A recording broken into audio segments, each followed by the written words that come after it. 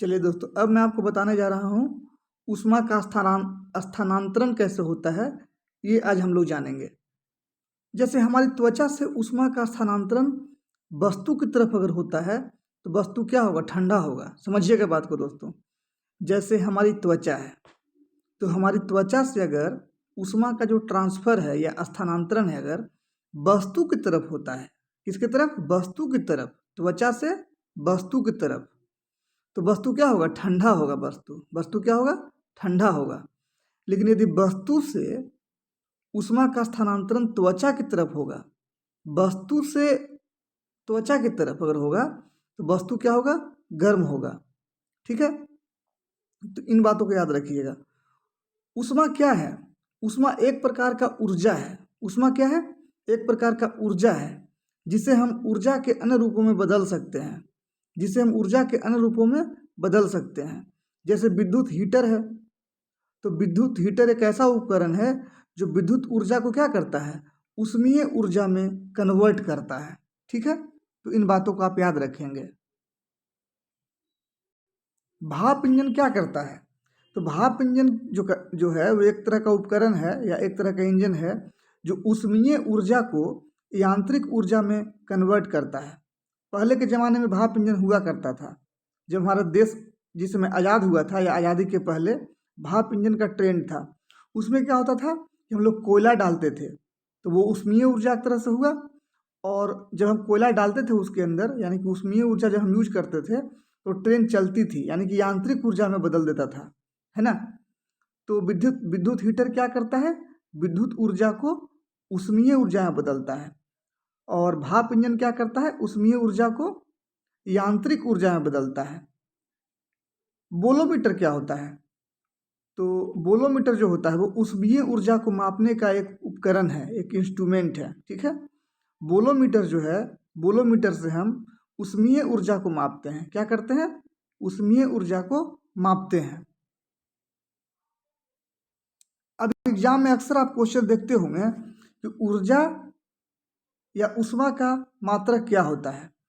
तो बहुत ध्यान देने वाली बात है कि ऊष्मा एवं ऊर्जा का जो मात्रक होता है वो एक ही होता है और वो होता है जूल। ऊष्मा को भी जूल में मापते हैं और ऊर्जा को भी जूल में ही मापते हैं। लेकिन कभी कभी पूछ देगा आपसे कि ऊष्मा का व्यवहारिक मात्रक क्या होता है? व्यवहारिक मात्रक, तो ऊष्मा या ऊर्जा का जो व्यवहारिक मात्रक होता है वो कैलोरी होता है। ऊर्जा का नहीं, ऊष्मा का सिर्फ हम बोल सकते हैं। ऊष्मा का व्यवहारिक मात्रक क्या होता है? कैलोरी होता है, या कभी कभी किलो कैलोरी भी हम मेजर करते हैं। ठीक है, ब्रिटिश थर्मल यूनिट भी होती है। तो व्यवहारिक मात्रक जो होता है ऊष्मा का वो 3 तरह का होता है: कैलोरी, किलो कैलोरी और ब्रिटिश थर्मल यूनिट। जो ऑप्शन में होगा उसी हिसाब से हम मारेंगे। तो मैं उम्मीद करता हूँ कि इतना आप अच्छे से आप ध्यान दिए होंगे और अच्छे से आप समझ लिए होंगे। ठीक है, बोलोमीटर क्या करता है? ऊष्मीय ऊर्जा को मापने का एक यंत्र है। ऊष्मा तथा ऊर्जा का मात्रक क्या होता है? तो जूल होता है। ठीक है, और ऊष्मा का व्यवहारिक मात्रक क्या होता है?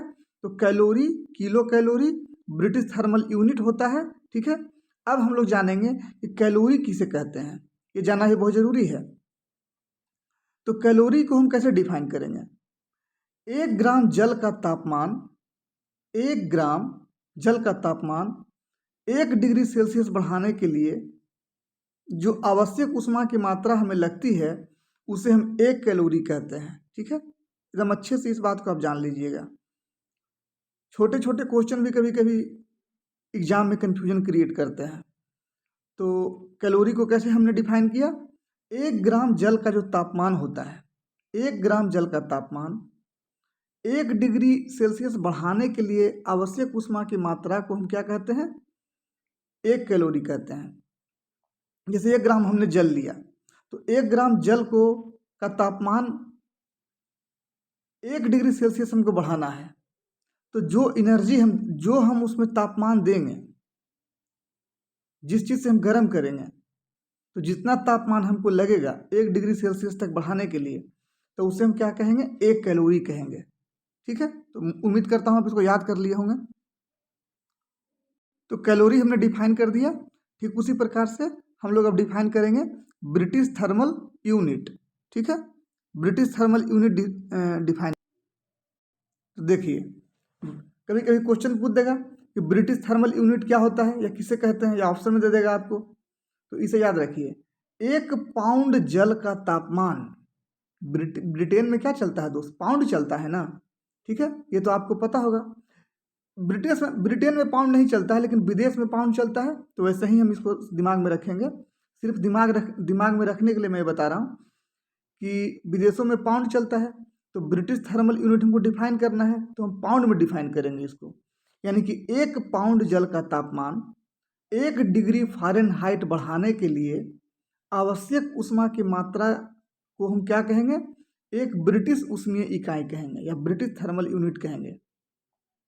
कैसे, आप समझिए इसको। जैसे 1 पाउंड मैंने जल लिया, ठीक है, जैसे 1 पाउंड मैंने जल लिया, फिर उसको मैंने गरम किया, मान लीजिए कि मैंने गरम किया, और 1 डिग्री फ़ारेनहाइट बढ़ाने के लिए जितना हमको हीट लगेगा, तो उसी को हम क्या बोलेंगे, एक ब्रिटिश थर्मल यूनिट बोलेंगे या ब्रिटिश ऊष्मीय इकाई हम बोलेंगे। ठीक है, तो उम्मीद करता हूँ ये आप समझ लिए होंगे। अब आगे बढ़ते हैं। एक ब्रिटिश ऊष्मीय इकाई क्या होता है, ऑप्शन में दे क्वेश्चन पूछ देगा अगर कि एक ब्रिटिश ऊष्मीय इकाई या ब्रिटिश थर्मल यूनिट बराबर होता है, तो कितना होता है, तो 252 कैलोरी होता है। कितना होता है, 252 कैलोरी। दिमाग में ना बिल्कुल अच्छे से जेरोक्स कॉपी कर लीजिएगा, इसलिए कि एग्जाम में आ जाएगा, आप गलत करके आ जाइएगा। ठीक है, याद रहेगा तभी आप मार पाइएगा, अदरवाइज आप नहीं मार पाइएगा। तो एक ब्रिटिश ऊष्मीय इकाई क्या होता है, या ब्रिटिश थर्मल यूनिट 252 कैलोरी होता है। ठीक है, अब आगे देखते हैं। एक पॉइंट आता है, यह एक छोटा सा क्वेश्चन क्रिएट होता है कि ऊष्मीय साम्य क्या होता है। इसको हम बोलते हैं इंग्लिश में थर्मल इक्विलिब्रियम। ऊष्मीय साम्य मैं हिंदी में बोल रहा हूँ तो थोड़ा कम पकड़ पा रहे होंगे, लेकिन थर्मल इक्विलिब्रियम में बोलूँगा तो आप पकड़ लीजिएगा। 9th-10th में ये बहुत हम लोग को देखने को मिलता था ये वाला वर्ड। जब वस्तुओं का तापमान समान हो जाए तो उसे हम क्या कहते हैं, ऊष्मीय साम्य कहते हैं। ऊष्मीय साम्य का मतलब होता है कि समान ताप, एट इक्वल टेम्परेचर। ठीक है, तो इसे भी आप याद कर लिए होंगे। अब आगे बढ़ते हैं। छोटा सा पॉइंट यहाँ छूट गया था, देखिए ये कुछ मैथमेटिकल, ये देखिए कुछ याद करने लायक पॉइंट है, उसको मैं याद करवा देता हूँ। देखिए, क्वेश्चन पूछ देगा एग्जाम में आपको कि 1 कैलोरी बराबर क्या होता है।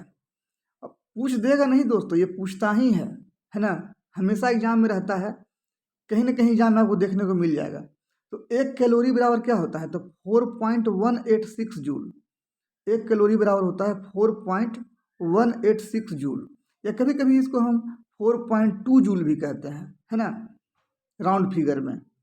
या आपसे पूछ देगा कि 1 जूल बराबर कितना कैलोरी, उल्टा ही पूछ सकता है।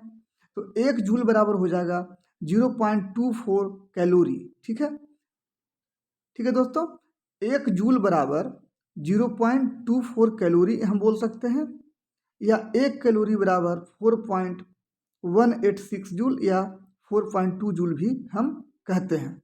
तो उम्मीद करता हूँ इसे आप अच्छे से समझ लिए होंगे। इसी तरह का नेक्स्ट टॉपिक लेकर मैं अगले वीडियो में मिलूँगा। ओके, बाय दोस्तों।